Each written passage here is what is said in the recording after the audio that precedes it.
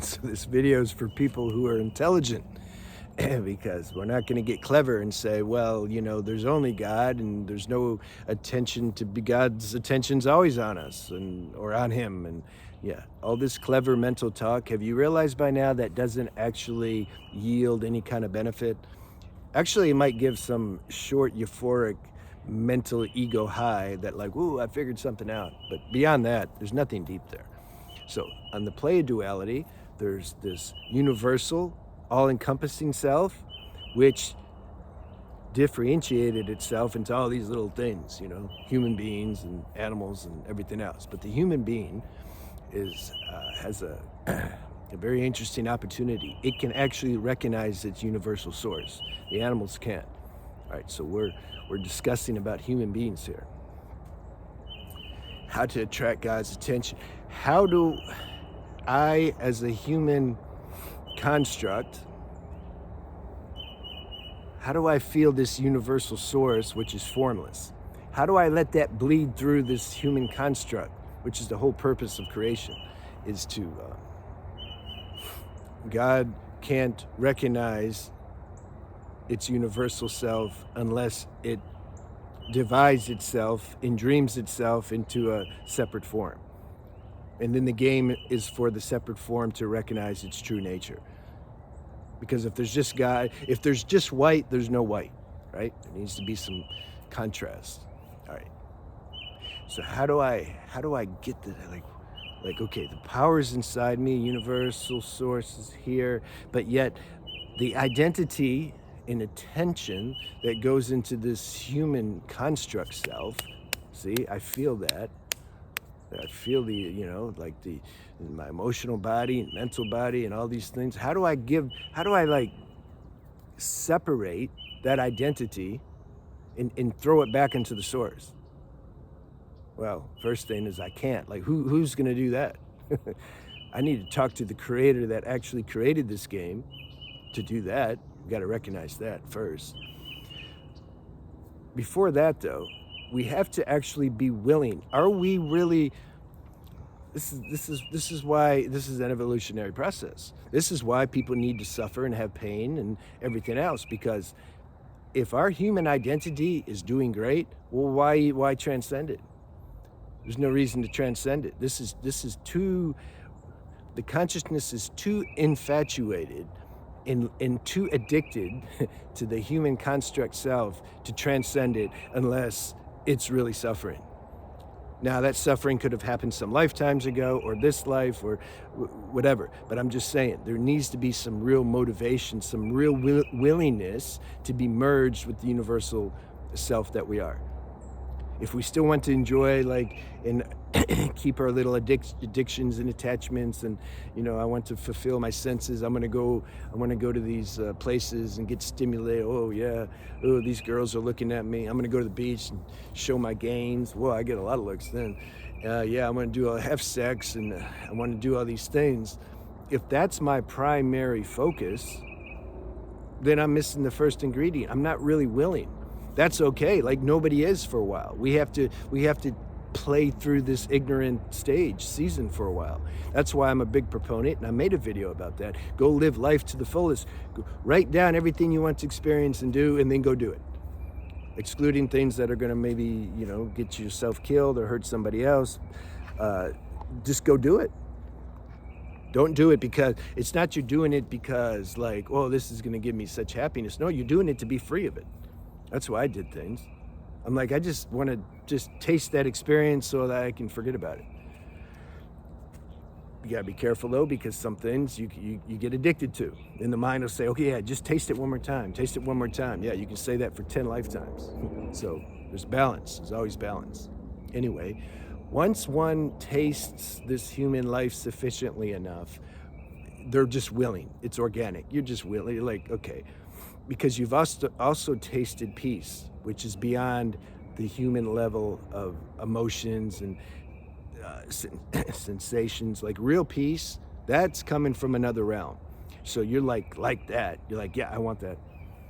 Okay, so now the willingness is there. That's the first ingredient. I wrote down some other ingredients so I don't forget. All right. So willingness, this commitment to merge, that has to be there. This is what helps like get God's like attention. Because like why, it's like, are you going to give attention to somebody who's not interested in you? Or when you go out in the street, are you going to start giving attention to strangers, or do you give attention more to people who call you or your friends, etc.? Yeah, it's common sense. The other thing is introspection. You be willing to catch yourself out and look at things in your life that are keeping you blocked, that your mind don't want to look at. And then you write it down and you look and say, oh yeah, this is blocking me actually. This is like some self-sabotage thing that I keep doing my whole life, or I'm stimulating my dopamine center so much every time I do this that then it like blocks, it like lowers my frequency, so I'm not in the height of my being, so that I can experience this, you can say, divine fusion or peace. You just start to figure that out. You're like, if I'm in low, if I'm watching porn and beating off, I'm not going to be able to feel this peace. It's impossible. So then you're like, okay, I need to stop doing that. Oh no, I can't stop doing it. What am I going to do now? Yeah, good. You're making progress. You're realizing what your habit is, and you're realizing like, I can't stop it. And you're admitting you're powerless over it. Yeah, ask God how to help you with that. In the meantime, go to 12-step programs. I like them. They're helpful. You know, it's practical level help, and then you have spiritual help through your spiritual practice. So introspection is a huge tool to help get God's attention. Again, just disclaimer, I know most of you know this, but it's not like there's God and there's me and I'm trying to get his attention. Okay, you guys know that. But we got to use words to articulate things, so just be smart about it. Trust and patience. See, this is huge. This is so huge that nobody can even do it. Because the same mind that wants to keep one stuck in debauchery and as a sense slave and perpetuate this separation, that's the same mind that's going to beat you up when you start applying spiritual principles to your life because you want to evolve. It's going to say, oh man, you're not going to get this. Or why is this taking so long? Look at the YouTubers, the non-duals. Like they're doing their laughing yoga, which they call enlightenment. They don't know that we know it's laughing yoga. And so like, what's wrong with me? Why can't I like I'm trying really hard, but I'm not laughing, or I'm not like, you know, everything's not just bliss and love and peace and light. Like what the hell's wrong? Like you've been doing this 10, 20 years. Like what's wrong? See, patience. The best attitude to have is that you try as hard as you can, and you totally have the attitude that like, if I never get it right, let's not just say this life. No, let's go extreme with it. If I never fuse with my source and experience a nice degree of serenity and peace, if I never get that, I'm still not going to give up. I'm just still going to keep going. That attitude you can't miss, man. So always check that. Always check to see, like, are you getting a little impatient and overzealous about checking your little spiritual barometer? Like, well, where are the benefits? Like the semen retention guys. Where are the benefits at, man? I haven't lost my semen. I'm making the video over there, something like, would you still do semen retention if it made your penis fall off? Yeah. Gotta bring things down to the core level. So then we check our commitment. You know, is it the mind that's doing something because it's like bartering? It's like, yeah, I'll be spiritual, I'll do this, but we're like, where's the payoff? Your motives aren't authentic. You do this because you have to. There's just no choice. Those beings who reach that level, then you'll attract, if you need some guidance, then you'll attract a video or a book or a teacher that's going to give you some guidance. You're going to attract it because you're ready. All right, what's number 4? Make effort to do good works. You're going to work, let's make something less important. You're going to see your girlfriend or your boyfriend, right? She's like, or he told you to come over. Yeah. And then you're going down the road and then you see somebody that needs help. You have an old lady, she's like trying to get across the street, but nobody's stopping, right? Because they're also got important things to do. They're gonna go see their girlfriend or go to work, and I don't know, man. They're doing all that, right? And the old lady's like, damn. What are you gonna do? Are you gonna stop? You gonna stop the car and help her? I mean, you can make whatever example you want. That's one example. But are you too busy to stop when God gives you an opportunity to provide some service? Are you too busy to do that? You're gonna let somebody else do it, and then you want to go do what you see? Things like that.